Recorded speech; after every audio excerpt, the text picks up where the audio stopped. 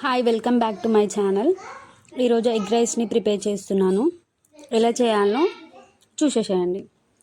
కాకపోతే ఇది మా డాడీ మేము చిన్న ఉన్నప్పుడు ఎలా చేశారో దాంట్లో కొన్ని చిన్న మార్పులు చేసి నేను చేస్తున్నాను.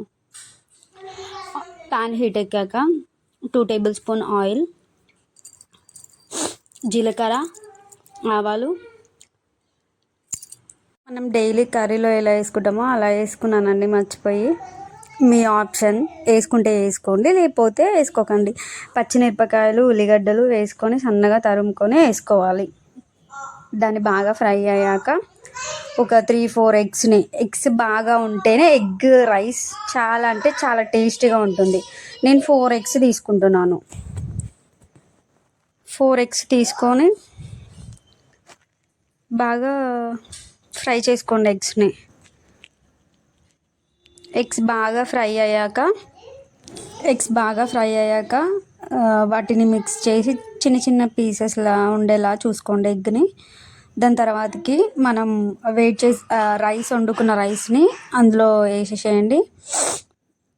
ఎగ్స్కి ఎంత క్వాంటిటీ ఉందో దాన్ని బట్టి రైస్ వేసుకోవాలి. తర్వాతకి వెనిగర్ వేసుకుంటున్నాను.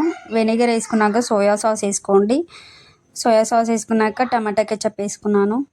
టమాటా కెచప్ వేసుకున్నాక ఇంకేమేమి మసాలాలు ఉన్నాయో, కారం, ఉప్పు, ధనియాల పొడి, ఇంట్లో ఏమేమి మసాలాలు ఉన్నాయో అవన్నీ వేసేసానండి.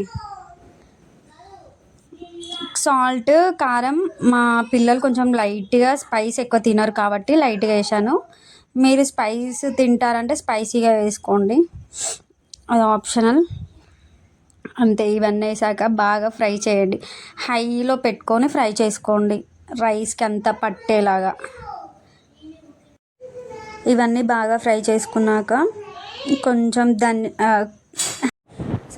ఇవన్నీ బాగా ఫ్రై చేశాక కొత్తిమీర, పుదీనా వేసుకోండి. అంతే, ఎగ్ ఫ్రైడ్ రైస్ రెడీ. ఇది మా నైట్ డిన్నర్లోకి చేశాను. మా పిల్లలు తిని బాగుందని చెప్పారు. నేను తిని కాకపోతే కొంచెం సాల్ట్ సరిపోలేదు, సాల్ట్ వేసుకున్నాను. ఇంతే, simple egg rice. Do follow. Bye. Lasya Reddy vlogs full వీడియోస్ని కూడా వాచ్ చేయండి ప్లీజ్. ఈ వాయిస్ ఓవర్ ఇవ్వడానికి కొంచెం స్పెషల్ రీజన్ ఉంది. ఇప్పటి నుంచి నేను అన్ని వీడియోస్కి వాయిస్ ఓవర్ ఇవ్వడానికి ట్రై చేస్తాను. Bye friends.